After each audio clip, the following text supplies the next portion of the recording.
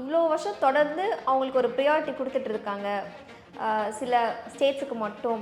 அவங்க என்ன டெவலப்மெண்ட் காமிச்சாங்க அப்படின்ற மாதிரியான கேள்வி. காரணம் என்னன்னா, இத்தனை வருஷங்களா ஒரு 10 ஆண்டுகளுக்கு முன்னாடி வரைக்கும் இந்த காங்கிரஸ் அதனுடைய கூட்டணி கட்சிகள் அதுங்களுடைய பிடியில் இருந்தது. அதனால வளர்ச்சி அடையவில்லை. தென் மாவட்டங்களில் ஒரு 4-5 சமுதாயங்கள் பேரை சொல்லி அவங்கெல்லாம் ஒன்றிணைந்து விட்டார்கள்.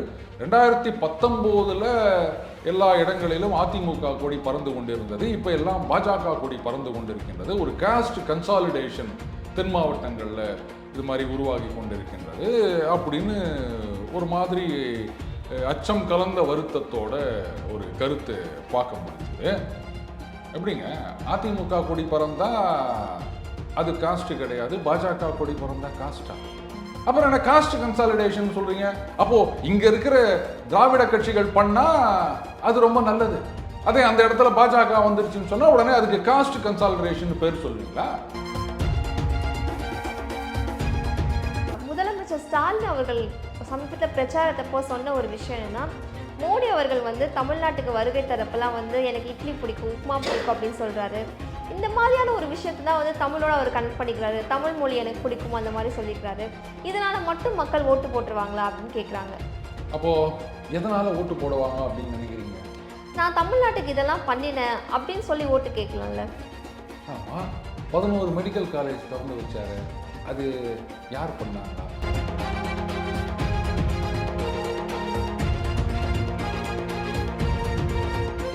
வணக்கம் சார். வணக்கம் கங்கை அரசி. காங்கிரஸ் அவங்களோட தேர்தல் வாக்குறுதியை வெளியிட்டிருக்காங்க. பாஜக they are yet to release their election manifesto. So எப்போவுமே பாஜக மேலே இருக்க விமர்சனம் என்னென்னா, தமிழ்நாடுக்கு ஸ்பெசிஃபிக்காக என்ன பண்ணாங்க, அவங்க டெவலப்மெண்ட் பாலிட்டிக்ஸ் பண்ணுறதா சொல்கிறாங்க. பட் முக்கியமாக அவங்க தேர்தல் அறிக்கையில் பேசப்படுற விஷயம் அயோத்தி ராமர் கோயில் டெம்பிள், அப்புறம் ஆர்டிகல் 370 ரிமூவ் பண்ணது, அண்ட் இப்போ யூசிசியை கூட இம்ப்ளிமெண்ட் பண்ண போகிறாங்க. சவுத் இந்தியா ஸ்பெசிஃபிக்காக ஏதாவது எதிர்பார்க்கலாமா வாக்குறுதிகளில்? அதாவதுங்க, உங்கள் வீட்டில் யார் பட்ஜெட் போடுவாங்க, அப்பாவா அம்மாவா? சரி, யாரோ ரெண்டு பேரும் டிஸ்கஸ் பண்ணி பட்ஜெட் போடுறாங்க. போடும்போது சாப்பாட்டுக்கு இவ்வளோ, கரண்ட்டுக்கு இவ்வளோ, பசங்களுக்கு ஃபீஸ் கட்டுறதுக்கு இவ்வளோ, தீபாவளி பொங்கல் பண்டிகைக்கு துணி எடுக்கிறதுக்கு இவ்வளோ, இப்படி முதல்ல ஒதுக்குவாங்க. அதுக்கப்புறம் அது வீடு நிலம் அது வாங்குறது, அதுக்கு சேர்க்கறது எப்படின்னு பண்ணுவாங்க. இப்படி போடுறது budget for the total family, ரைட்டா? ஆனால் அதை விட்டுவிட்டு நீ எனக்கு என்ன செஞ்ச, தங்கச்சிக்கு தனியாக குத்துரு, அக்காவுக்கு தனியாக குத்துரு, அண்ணனுக்கு தனியாக குத்துரு அப்படின்னு யாராவது கேட்பமா? ஆனால் அண்ணன் தங்கச்சியில் ஒவ்வொருத்தரோட கான்ட்ரிபியூஷன் அதிகமாக இருக்குது அப்படின்னு சொல்கிறாங்களே சார். வரேன், நான் முதல்ல இந்த பட்ஜெட்டுக்கு வந்துடுறேன். அதனால் ஒரு அப்பாவோ அம்மாவோ இல்லை 2 பேருமோ சேர்ந்து பட்ஜெட் போடுறாங்க அப்படின்னா ஒட்டுமொத்த குடும்பம், ஒரு வீடு வாங்குறாங்க, நிலம் வாங்குறாங்க அப்படின்னா குடும்பத்தில் இருக்க அத்தனை பேருக்கும் தான், ரைட்டா? பசங்க நீங்கள் தலையெடுத்து வெளில போனீங்கன்னா அதுக்கப்புறம், ரைட்டுங்களா? நீங்கள் சின்ன பசங்களாக இருக்கிற வரைக்கும் ஒரு வீடு வாங்குறாரு அப்படின்னு சொன்னால் எல்லாரும் தானே அதில் போய் இருக்க போகிறீங்க. அதில் நீ வீடு வாங்குறது குடும்பத்துக்கு வாங்குற, எனக்கு என்ன வாங்கின அப்படின்னு ஒரு 10 வயசு பையன் கேட்டால் எப்படி கேலி மாதிரி இல்லையா? அது அந்த மாதிரி தாங்க பட்ஜெட், அது வாக்குறுதி அப்படின்றது. நீங்கள் இதுக்கு என்ன சொல்கிறீங்க, அதுக்கு என்ன சொல்கிறீங்கன்னா ஒட்டு மொத்தமாக இப்போ முத்ரா லோன் அப்படின்னு நீ தமிழகத்துக்கு என்ன செஞ்ச? தமிழகத்தில் எத்தனை லட்சம் பேர் அந்த லோனை வாங்கி பிரயோஜனப்பட்டிருக்காங்க? இதெல்லாம் உங்க கண்ணுக்கு தெரியாதா? குடும்பம் அப்படிங்கும்போது ஹைரார்கி இருக்குல்ல சார், அடல்ட்ஸ் இருப்பாங்க, கிட்ஸ் இருப்பாங்க. அதே மாதிரி தாங்க. இப்போ நான் என்ன சொல்றேன்னா, டெவலப்மெண்ட் பாலிடிக்ஸ்னு சொன்னீங்க, கரெக்ட். இந்த முத்ரா ஸ்கீம் எடுத்துக்கங்க. இது என்ன தமிழகத்துக்கு தனியா அப்படின்னு ஏதாவது சொல்லணுமா? சொல்ல போனால் தமிழகத்தில் தான் அதிக அளவு பேர் பயனடைந்திருக்கின்றார்கள்.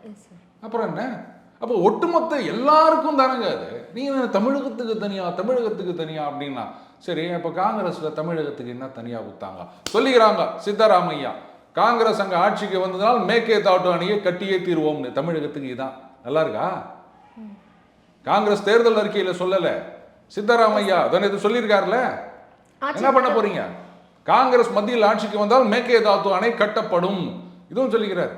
பாஜக அணை கட்ட பர்மிஷன் கொடுக்கல, அதனால தான் பெங்களூர்ல தண்ணி கஷ்டம், நாங்கள் அணையை கட்டுவோம், பெங்களூர்ல எல்லாருக்கும் தண்ணி கொடுப்போம் அப்படின்னு சொல்லிக்கிறார். அப்படின்னா என்ன அர்த்தம்? காவிரியில் இருக்கவனுக்கு தண்ணி இல்லை.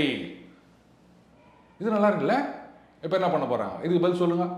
தமிழகத்துக்கு ஒன்றும் தரல அப்படின்னீங்களே. இப்போ காங்கிரஸ் சார்பில் தமிழகத்துக்கு வறட்சியை கொடுக்க போகின்றார்கள். இது நல்லா இருக்கா? ஆனா இந்த அயோத்தி ராமர் கோயில் பிரச்சனை 370 இது எல்லாமே ஒரு வட இந்தியா சார்பான ஒரு வாக்குறுதிகளாக தானே இருக்கு சார். இது என்னங்க பைத்தியக்காரத்தனமான கேள்வியா இருக்கு? இப்போ ராமர் அப்படின்னா அவர் என்ன வட இந்திய கடவுளா? யார் சொன்னது? ஏன் இங்க ராமர் கோயில் இல்ல? ராமசாமின்னு பேர் வச்சவங்க எல்லாம் இங்க நீங்க பார்த்தது கிடையாதா? இங்கேருந்து தானே ராமர் இலங்கை போனாரு. ராமேஸ்வரத்துல வாலி நோக்கம் இருக்குது தெரியுமா? அப்புறம் இன்னும் ராமர்னாலே உடனே வட இந்தியா அப்படின்னா இது என்ன பேச்சு இது? சரி, ஆர்டிகல் 370 இதுக்கும் வட இந்தியாவுக்கும் எப்படி நீங்க முடிச்சு போடுறீங்க? ஆர்டிகல் 370 நீக்கினதுனால இப்ப நீங்களும் அவங்க போய் லேண்ட் வாங்கலாம். காசு இருந்தா வாங்கிக்கோங்க. எப்போ பிளாட் போடுறாங்கன்னு தெரியல, போட்ட உடனே நான் சொல்றேன். ஒட்டுமொத்த இந்தியாவுக்குமான திட்டம் அது. இங்க இருக்கிற சில பேர் தான் வந்து அது அப்படி இல்லை இப்படி இல்லை அப்படின்னு வட சுட்டுனுக்குறாங்க. அதையெல்லாம் தாண்டி நம்ம கொஞ்சம் யோசிக்கணும். யோசிச்சா இதுக்கெல்லாம் நமக்கு பதில் கிடைக்கும். அதே மாதிரி யூனிஃபார்ம் சிவில் கோட் அப்படின்னா இது என்ன வட இந்தியாவுக்கு மட்டும்தானே, தென்னிந்தியாவுக்கு கிடையாதா? எல்லாமே ஒட்டுமொத்த இந்தியாவுக்கு. இங்க இருக்கிற சில பேர் வந்து ஐயோ நாங்க தனி அப்படின்னு வேறு சில காரணங்களுக்காக கூட்டுச்சட்டிக்குள்ள குதிரை ஓட்டணும் அப்படின்னு நினைக்கிறாங்க. இப்போ நீங்க நடுவில் ஒரு வார்த்தை சொன்னீங்க, குடும்பத்தில் வந்து ஒவ்வொருத்தருடைய கான்ட்ரிபியூஷனுக்கு ஏற்ற மாதிரி கொடுக்கறது இல்லை அப்படின்னு. அது இங்கே சில பேர் வந்து இந்த மாதிரிலாம் ₹1 29 பைசா அதில் ஆரம்பிச்சு இப்போ ஒருத்தர் வந்து 26 பைசா அப்படின்லாம் வீடியோ போட்டுக்கிறாங்க. அகைன் நான் ஒன்று கேட்குறேன், தமிழகம் இதில் எத்தனை மாவட்டங்கள் இருக்கு? ஒவ்வொரு மாவட்டத்துடைய கான்ட்ரிபியூஷன் எடுங்க. நாங்கள் ஒவ்வொரு கோயம்புத்தூர், காஞ்சிபுரம், சென்னை இந்த மாவட்டங்கள் ₹1 கொடுக்குறாங்கன்னு சொன்னால் அவங்களுக்கு எவ்வளோ திருப்பி செய்கிறீங்க? ராமநாதபுரம் மாவட்டத்திலேருந்து எவ்வளோ வருது, அவங்களுக்கு நீங்கள் எவ்வளோ செய்கிறீங்க? இதுக்கு என்ன பதில் சொல்வீங்க? அப்போ எல்லா மாவட்டம் அதை பாருங்க, நாங்கள் எவ்வளோ வரி கட்டுறோமோ அதை எங்களுக்கு கொடுங்க அப்படின்னு கேட்டால் என்ன பண்ணுவீங்க? அப்போ பின்தங்கிய மாவட்டத்துக்கெல்லாம் எங்கே போவீங்க காசுக்கு? ஒரு குடும்பம் அப்படின்னு எடுத்துக்கினா ஒரு 10,000 ரூபா சம்பாதிப்பார், ஒரு 5,000 ரூபா சம்பாதிப்பார், எல்லாம் சரி சம்பாதிக்கும் போது இப்போ எல்லாம் வந்து தனித்தனியாக போயிடுறாங்க விடுங்க. பசங்களை எடுத்துக்கங்க, ஒரு பையன் 4 தோசை சாப்பிடுவான், ஒரு பையன் 2 தோசை தான் சாப்பிடுவான். அதுக்காக அவன் 2 சாப்பிட்றான் நீயும் 2 தான் தின்னணும் அப்படின்னு சொல்ல முடியுமா? யார் யாருக்கு எவ்வளோ பசி இருக்குதோ அதுக்கேற்ற மாதிரி கொடுக்கணும். அதுதான் அப்பாவோடைய கடமை. அப்போ இன்னைக்கு 2 தோசை போதும்னு சொல்கிற பையன்கிட்ட இன்னும் நீ இன்னும் 2 சாப்பிடு அப்படி திணிக்க முடியுமா? அடுத்தது கஷ்டப்படுறவங்களுக்கு தான் நம்ம கொடுக்கணும். இப்போ ஒரு ஃபேமிலின்னு எடுத்துக்கிட்டிங்கன்னா ஒரு பையன் வந்து நிறைய சம்பாதிப்பான், ஒரு பையன் கம்மியாக சம்பாதிப்பான். அப்போ வீட்டில் என்ன பண்ணுவாங்க, அப்பா என்ன சொல்லுவார், டே நீ தான் ஐடியில் வேலை செய்கிற, நல்லா சம்பாதிக்கிற, அதனால் அங்கே ஒரு காணி நிலம் இருக்குது, அதை வந்து நான் தம்பி குத்துறேன்டா, பாவம் அவன் வந்து ஐடி ஃபஸ்ட்டு ஏதோ கம்மி சம்பளத்துக்கு எடுத்துக்கப்பா சொல்கிறோமா இல்லையா? இப்போ இங்கே எப்படிங்க நீங்கள் வந்து பின்தங்கிய மாவட்டங்களுக்கு வந்து அவங்க வரியை விட அதிகமாக நீங்கள் செலவு பண்ணுறீங்க? அப்போ எல்லா மாவட்டங்களும் கேட்க ஆரம்பிச்சாங்கன்னா என்ன பண்ணுவீங்க? இதுதான் லாஜிக். இன்னும் சில பேர் வைக்கிற விமர்சனம் என்ன இருக்குன்னா, இவ்வளோ வருஷம் தொடர்ந்து அவங்களுக்கு ஒரு ப்ரியாரிட்டி கொடுத்துட்டு இருக்காங்க சில ஸ்டேட்ஸுக்கு மட்டும், அவங்க என்ன டெவலப்மெண்ட் காமிச்சாங்க அப்படின்ற மாதிரியான கேள்வி. காரணம் என்னன்னா, இத்தனை வருஷங்களா ஒரு 10 ஆண்டுகளுக்கு முன்னாடி வரைக்கும் இந்த காங்கிரஸ் அதனுடைய கூட்டணி கட்சிகள் அதுங்களுடைய பிடியில் இருந்தது, அதனால வளர்ச்சி அடையவில்லை. இன்னைக்கு ஊபி வேகமாக ஊபினா வேற இது, நான் சொல்றது உத்தரப்பிரதேசம், வேகமாக வளர்ந்து கொண்டிருக்கும் ஒரு மாநிலம். பாஜக ஆட்சியில் வந்திருக்கு, அதனால அவங்க டெவலப்மெண்ட் மேல கான்சன்ட்ரேட் பண்ணிட்டு இருக்காங்க. அதாவது எக்ஸசைஸே பண்ணாம அப்படியே பல வருஷங்கள் இருந்துட்டு திடீர்னு நாளைக்கு எழுந்த உடனே அவன் வந்து மராத்தான் ஓடுனா வேலைக்கு ஆகும். கொஞ்சம் கொஞ்சமாக தான் ட்ரெயின் பண்ணணும். ஸோ அந்த மாதிரி அவங்க முன்னேற்றத்தின் பாதையை நோக்கி வந்து கொண்டு இருக்கின்றார்கள். அதனால இத்தனை வருஷமா அப்படின்னா என்ன பண்றது? காங்கிரஸை இங்கேருந்து நம்ம 67 ஆட்சி துரத்தி விட்டோம். நல்ல காலத்துக்கு அதிமுக 72 வருகின்றது. இது மாதிரி நிறைய ஃபேக்டர் இருக்கு, அங்கே துரத்த முடியல. ஸோ நல்ல வேலை அதிமுக வந்துருச்சு அப்படின்னு சொல்றீங்க. ஸோ அவங்களோட கட்சி வந்து எல்லாத்துலேயும் ப்ராப்பராக இருக்காங்களா?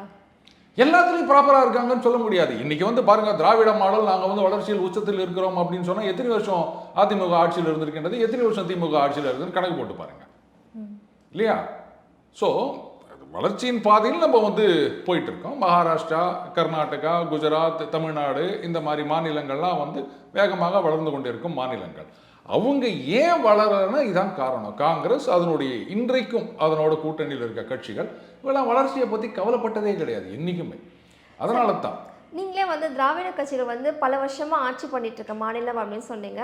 நம்ம என்ன விமர்சனம் வச்சாலும் சில மக்கள் சொல்கிற ஒரு விஷயம் என்னன்னா, என்னோட அம்மா அப்பா வந்து கையில் வந்து ரெட்டை இலைக்கு பச்சை குத்திருக்காங்க, நான் வந்து என்னோட ஃபேமிலியில் வந்து ஃபர்ஸ்ட் ஜென்ரேஷன் கிராஜுவேட்டாக இருந்தேன், ஸோ இந்த எல்லா சென்டிமெண்ட் வேல்யூக்கு பின்னாடியும் அவங்களுக்கு ஒரு லாயல்ட்டி அப்படிங்கிறது இருக்குது. இதெல்லாம் மீறி பாஜகவுக்கு மக்கள் வாக்களிப்பாங்களா? அதாவதுங்க அப்படி பார்க்க போனீங்கன்னா தமிழ்நாடு மட்டும் இல்லை, எந்த ஸ்டேட்லையுமே புதுசாக கட்சிகள் உருவாகவே முடியாது. இப்போது நீங்கள் சொல்கிறீங்க கையில் பச்சை குத்திக்கிறாங்க அப்படின்னு, இப்போது நாம் தமிழருக்கு எப்படி வந்தாங்க? தமிழ் தேசியம் அப்படின்ற புதுசாக ஏதோ ஒன்று பேசுகிறாங்கல்ல, அப்போ அவங்க அப்பா அம்மாவும் ஏதோ ஒரு கட்சிக்கு விசுவாசமாக இருந்திருப்பாங்கல்ல, கட்சி தொண்டராகவோ ஆதரவாளராகவோ இருந்திருப்பாங்கல்ல, அதையும் மீறி தானே வந்தாங்க.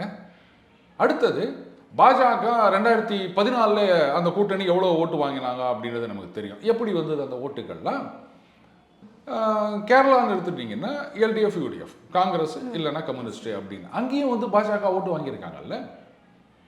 சொல்லப்போனால் பாஜக வந்து ரிலேட்டிவ்லி ஒரு நியூ என்ட்ரன்ட் அங்கே. பட் கேரளாவில் வந்து போலரைசேஷன் நடக்கிறதுக்கான வாய்ப்புகள் அப்படிங்கிறது அதிகமாக இருக்குல்ல சார்? பாருங்க, எதை நீங்கள் போலரைசேஷன் சொல்கிறீங்க? சமீபத்தில் ஒரு ஊடகவியலாளருடைய ட்வீட் ஒன்று பார்த்தேன். அவர் என்ன சொல்லியிருக்காரு, தென் மாவட்டங்களில் ஒரு 4-5 சமுதாயங்கள் பேரை சொல்லி அவங்கெல்லாம் ஒன்றிணைந்து விட்டார்கள். 2019 எல்லா இடங்களிலும் அதிமுக கொடி பறந்து கொண்டிருந்தது, இப்போ எல்லாம் பாஜக கொடி பறந்து கொண்டிருக்கின்றது. ஒரு காஸ்ட் கன்சாலிடேஷன் தென் மாவட்டங்களில் இது மாதிரி உருவாகி கொண்டிருக்கின்றது அப்படின்னு ஒரு மாதிரி அச்சம் கலந்த வருத்தத்தோட ஒரு கருத்து பார்க்க முடிஞ்சது. எப்படிங்க அதிமுக கொடி பறந்தா அது காஸ்ட் கிடையாது, பாஜக கொடி பறந்தா காஸ்டா? சொல்லப்போனால் பாஜக மதவாத கட்சின்னு தானே சொல்றீங்க, ஜாதி கட்சின்னு நீங்க சொல்றது கிடையாதுல்ல. அப்புறம் என்ன காஸ்ட் கன்சாலிடேஷன் சொல்றீங்க? அப்போ இங்க இருக்கிற திராவிட கட்சிகள் பண்ணா அது ரொம்ப நல்லது, கரை நல்லது அப்படின்ற மாதிரி. அதே அந்த இடத்துல பாஜக வந்துருச்சுன்னு சொன்னா உடனே அதுக்கு காஸ்ட் கன்சாலிடேஷன் பேர் சொல்லுவீங்களா? அந்த மாதிரி இருக்கு. சி, போலரைசேஷன் நீங்க எதை சொல்றீங்க? அப்போ பார்த்தீங்கன்னா இன்னி வரைக்கும் கேரளாவில் காங்கிரஸ் கம்யூனிஸ்ட் அவங்க பண்ணிட்டு இருக்கிறதுக்கு பேர் என்ன? சார், நீங்கள் சொன்ன மாதிரி ஒரு விஷயத்தை வந்து திராவிட கட்சிகள் பண்ணால் அதுக்கு வேறு பேர் சொல்கிறாங்க, பாஜக பண்ணால் அதுக்கே வேறு பேர் சொல்கிறாங்க அப்படின்னு சொன்னீங்க. மத்திய சென்னையில் வினோத் பி செல்வம் அவர்கள் கேண்டிடேட்டாக இருக்காங்க. பட் அவருக்கு மேலே வைக்கிற ஒரு விமர்சனம் என்னென்னா வந்துட்டு அவர் ஒரு நார்த் இந்தியன் மாதிரி இருக்கார், அந்த மாதிரி விமர்சனம் வைக்கிறாங்க. இன்ஃபேக்ட் அவர் ரொம்ப தீவிர பிரச்சாரத்தில் ஈடுபட்டுருக்காரு. பட் ஐரானிக்கலி தயாநிதி மாறன் வந்துட்டு அவரை விடவே வேற ஒரு லைட்டர் காம்படிஷனில் இருக்காங்க. அவங்க மேலே ஏன் அந்த மாதிரி ஒரு விமர்சனம் வைக்கப்படுறது இல்லை? பாஜக வந்தாச்சுன்னா you paint them with different brush. சொல்ல போனா வினோத் பி செல்வனை வந்து சேட்டுன்னெலாம் கூட சில பேர் சொல்லினுக்கிறாங்க. எனக்கு இதான் ஞாபகம் வருது, என்னடா செவப்பாயிட்டேன், இங்கே எக்மோரில் வந்து இறங்கினவுடனே ஒரு சேட்டு பாம்பராக் போட்டு துப்பிட்டாரு, நான் செவப்பாயிட்டேன் அப்படின்னு மாதிரி விவேக் ஞாபகம் இருக்கா? ஸோ அந்த மாதிரி நீங்கள் சொன்னது கரெக்டு. வினோத் செல்வம் அவர்களை விட தயாநிதி மாறன் அவர்கள் பயங்கரமான கலரு, ரைட்டுங்களா? இதே வினோத் செல்வமே வந்து திமுக சார்பில் நின்றுருந்தாங்கன்னா அப்போ இந்த மாதிரி பேச்சே வந்திருக்காது. இது கருப்பு தான் எனக்கு பிடிச்ச கலர், இது திராவிட நிறம் அப்படின்லாம் சொல்லிக்கிறோம். அப்போ இந்த திராவிட நிறத்தில் உண்மையாக இருக்கிறது யார்? அண்ணாமலை தான். கண்ணங்கரையில் இருக்கார் அவர் தான் தமிழனின் நிறம். ஏங்க நீங்கள் வந்து தயாநிதி மாறன் அவர்களையும் அண்ணாமலை அவர்களையும் பக்கத்தில் நிற்க வச்சுட்டு பாருங்கள். அப்போ அந்த திராவிட கலர் அப்படின்றது எது? அண்ணாமலை தானே. ஆரியன் திராவிடன் பார்ட்டிஷன்லேயே நம்பிக்கை இல்லாத ஒரு கட்சி தான் சார் பாஜக. ஏங்க முதல்ல அதுவே ஒரு டுபாகோரு அப்படின்னு ஏற்கனவே எல்லாரும் இது பண்ணிட்டாங்க. சும்மா எங்க உட்காந்துட்டு அப்படி இப்படின்னு ஏதோ கதை விட்டுனுக்கிறாங்க, விட்டு தள்ளுங்க. அப்போ வந்து ஆரியர்கள் சிவப்பாக இருப்பார்கள்னா தயாநிதி மாறன் அவர்கள் ஆரியரா? அப்போ அண்ணாமலை தான் திராவிடர் நீங்கள் சொல்கிற லாஜிக் படி பார்த்தா. ஏன்னா நான்லாம் ஸ்கூல் படிக்கும்போது பாடப்புத்தகத்தில் இருந்ததுங்க, ஆரியர்கள் வந்து உயரமாக இருப்பார்கள், சிவப்பாக இருப்பார்கள், நீண்ட மூக்கை வைத்திருப்பார்கள் அப்படின்லாம் டிஸ்கிரிப்ஷனோட கொடுத்துருந்தாங்க. இன்னும் இவங்க தான் நேராக போய் பார்த்தா மாதிரி நாங்கள் பாடத்தில் படிச்சிருக்கோம். அப்போ இந்த டிஸ்கிரிப்ஷன்லாம் பார்த்தீங்கன்னா தயாநிதி மாறன் அவர்களுக்கு சரியாக பொறுத்தது. என்னவா சிவப்பாகிறார் அவர். அப்புறம் ஆரியன் திராவிடம்னா எங்கேருந்து இதெல்லாம் வந்து சரிப்பட்டு வரும்னு சொல்லுங்கள். இதெல்லாம் சும்மா ஒரு மித்து, மக்களை பிரித்தாளுகின்ற சூழ்ச்சி, அவ்வளோதான், வேற ஒன்றும் கிடையாது. அதற்கு அடுத்து வந்து அதிமுக பற்றி பேசணும்னா வந்துட்டு கிட்டத்தட்ட இந்த 3 ஆண்டு காலம் வந்துட்டு அவங்க ஒரு பிரதான எதிர்க்கட்சியாக செயல்படல அப்படிங்கிறது அவங்க மேலே இருக்க குற்றச்சாட்டாக இருந்தது. பாஜகவோட தலைவர் அண்ணாமலையும் சொல்லியிருந்த விஷயம் என்னன்னா, பிரதான எதிர்க்கட்சி நாங்கள் தான் தமிழ்நாட்டை பொறுத்த வரைக்கும் அந்த மாதிரி சொல்லியிருந்தாங்க. பட் இப்போ தேர்தல் மாநாட்டில் இருக்கட்டும், அவங்களுக்கு வர கூட்டமாக இருக்கட்டும், கிட்டத்தட்ட அவங்களுக்கு ஒரு ஸ்ட்ராங் ஹோல்டு இருக்க மாதிரி இருக்குது தமிழ்நாட்டில். அது வந்து ஓட்டில் ரிஃப்ளெக்ட் ஆகுமா? AIADMK yes sir. சரி, அதாவது அதிமுக வந்து பிரதான எதிர்க்கட்சியாக செயல்படவில்லை அப்படின்றது சரியான வார்த்தை. அது மக்கள் ஏற்றுப்பாங்க. ஏன்னு கேட்டிங்கன்னா, திமுக ஆட்சிக்கு வந்த உடனேயே அந்த ஆவின் ஸ்வீட் டெண்டர் விவகாரமாக இருக்கட்டும், பால் விஷயங்களாக இருக்கட்டும், எதுவாக இருந்தாலும் மக்களுக்காக குரல் கொடுத்தது, களத்தில் இறங்கி போராடியது அப்படின்றதெல்லாம் பாஜக தான். அதிமுக வந்து ஹைபர்னேஷனில் போயிட்டாங்களோ அப்படின்னு ஒரு டவுட் இருந்ததுங்க. அஃப்கோர்ஸ் அந்த சின்னத்தை மீட்கணும், கட்சியில் ரெட்டத்தலைமை அப்படின்றத இது பண்ணணும், அந்த கோர்ட்டு கேஸு அப்படின்னு ஒரு பக்கம் நடந்திருந்தாலும் அதுக்காக வந்து எதிர்கட்சியாக ஃபங்க்ஷன் ஆக மாட்டேன் அப்படின்னு சொன்னால் அது ஏற்றுக்க முடியாது. சில மாதங்களுக்கு முன்னாடி தான் அவங்க வந்து அந்த எதிர்கட்சின்ற மோடுக்கே வந்தாங்க அதிமுக. அதுவும் வந்து ரொம்ப சாஃப்டாக போயின்னுக்கிறாங்க. சிறு சிறு பிரச்சனைகள் அப்படின்னு கிளம்பாக்கத்தை பற்றி பேசுகிற அளவுக்கு ரொம்பவே சாஃப்டாக போயின்னுக்கிறாங்க. இந்த தோழமை சுட்டு அதுக்கு கூட தயங்குறாங்க போல இருக்குது அதிமுக. அதனால பாஜக தான் வந்து ஒரு எதிர்கட்சியாக இங்கே செயல்பட்டு கொண்டு வந்தது. அதில் எந்த சந்தேகமும் கிடையாது. திடீர்னு என்னவோ நினச்சிக்கின்னு நாங்கள் தான் எதிர்கட்சினா, ஆமாங்க நீங்கள் தான் எதிர்கட்சி, சட்டசபையில் அப்படி தான் வச்சுக்கிறாங்க. ஆனால் அதுக்கேற்ற மாதிரி என்ன பண்ணீங்க, அதானே முக்கியம். சார், அதற்கு அடுத்து வந்து ஒரு இங்கிலீஷ் சேனல் கொடுத்த பேட்டியில் வந்து தயாநிதி மாறன் எம்பி அவர்கள் சொன்ன விஷயம், அண்ணாமலை பற்றி ஒரு கேள்வி வைக்கிறாங்க அவர்கிட்ட. அவர் வந்து அண்ணாமலை அப்படின்னா யார், ஓ அந்த ஜோக்கரா, அந்த மாதிரி ஒரு விமர்சனம் வைக்கிறாரு. இந்த விமர்சனத்தை வந்து எப்படி பார்க்குறது? சீட் ஆட தெரியுமா உங்களுக்கு? தெரியும் சார். ரம்மி ஆடுவீங்களா? ஜோக்கர் வந்தாலே கெலிப்பு தான். ஜோக்கர் இல்லைன்னா சீட்டை கவுத்து போட்டு போக வேண்டியது தான். இப்போ நான் பாஜக தான் ஜெயிக்கும் அப்படின்னு தயாநிதி மாறன் அவர்கள் சொல்கிறாரு. ஜோக்கர் எவ்வளோ பவர்ஃபுல் கார்டுன்னு தெரியுமா? ஜோக்கர்னு ஒரு படம் வந்தது, மை காட். அதில் ஹீரோவாக நடித்தவர் எப்படி தன்னோட உடம்பை வருத்திக்கின்னு பாடியை சேஞ்ச் பண்ணிவிட்டு அவ்வளோ அற்புதமாக நடிச்சிருப்பார் தெரியுமா அந்த படம். அதுமாதிரி ஜோக்கர்னு ரொம்ப தமாஷா சொல்லிட்டு போகிறோம். ஜோக்கருக்கு இருக்க மதிப்பு தெரியல. ஆனால் இந்த மாதிரியெல்லாம் வந்து இது பர்சனல் அட்டாக்னு சொல்லாமல் வேறு என்ன சொல்லுவீங்க நீங்கள்? இதில் மானிமாலேருந்து ஒருத்தவங்க சொல்லியிருக்காங்க, அண்ணாமலை அவர்களுக்கு வந்து அந்த என்னது அந்த செல்ஃப் கான்ஃபிடென்ஸ் இல்லை, அவருக்கு ஏதோ ஒரு காம்ப்ளெக்ஸ் இருக்குது, ஏன்னா அவருடைய லுக்கு நல்லா இல்லையா. அதாவது பாடி ஷேமிங் பண்ணக்கூடாது அப்படின்னு சொல்லிட்டு இருக்க ஒரு காலகட்டத்தில் ஏன் லுக்கை வச்சு தான் ஒரு அரசியல் தலைவரை நீங்கள் எடை போடுவீங்களா? அது கரெக்டு. கமல்ஹாசன் அவர்களை தலைவராக ஏற்றுக்கொண்டவர்கள் வேற எதை வச்சு எடை போடுவாங்க சொல்லுவாங்க? லுக்கை வச்சு தான். வேற எதை வச்சு நீங்கள் கமல்ஹாசனை தலைவர்னு சொல்லி நிற்கிறீங்க? அவர் பெரிய லெஜெண்டாங்க. என்ன லெஜெண்டு?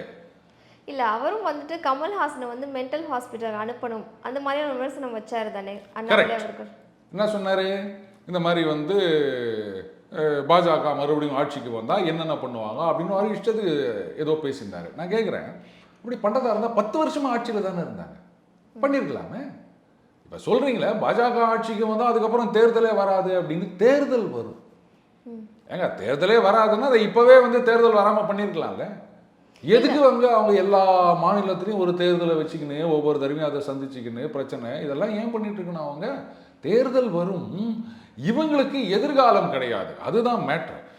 சில அமெண்ட்மெண்ட் கொண்டு வரதுக்கு அப்படின்றது அவங்களுக்கு மெஜாரிட்டி அப்படின்றது அவசியமாக இருக்குது.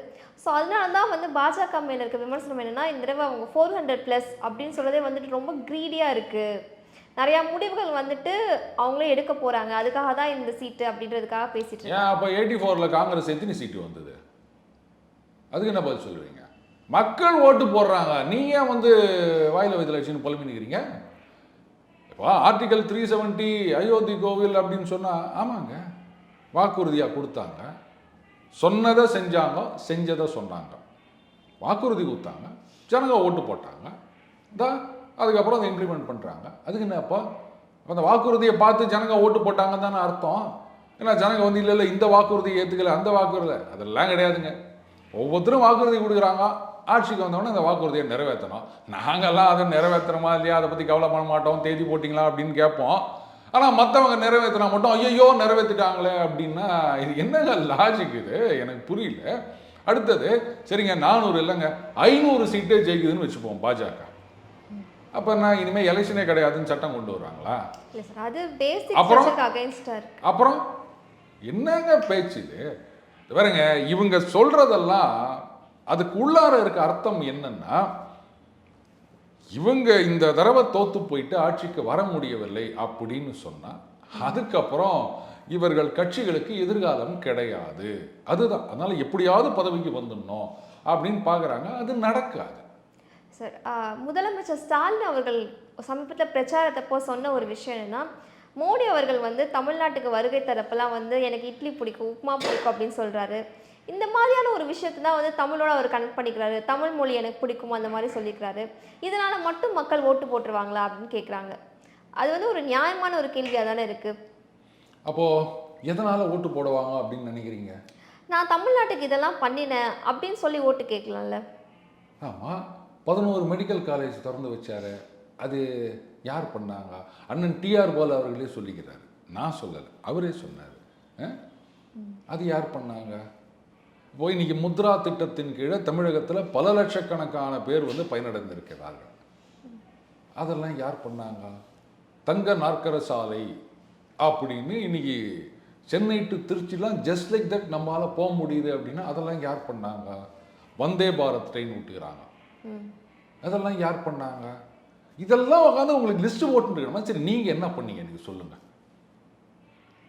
அவர் திமுகவை தான் கேட்குறேன். அவங்க வந்து இது பண்ணாங்க அது பண்ணாங்க அப்படின்னு சொல்லுங்க அப்படின்னா பாருங்க, நீங்க என்ன பண்ணீங்க அப்படின்னு சொன்னா நிஜமா நீங்க பண்ணது இந்த மத்திய அரசு திட்டத்துக்கெல்லாம் பச்சைக்குன்னு ஸ்டிக்கர் ஒட்டாம சொல்லணும். அது ஸ்டிக்கரா இல்லையான்றது பாஜக வெரிஃபை பண்ணி சொல்லிடுவாங்க. தொடர்ந்து பேசுவோம். நன்றி சார். நன்றி.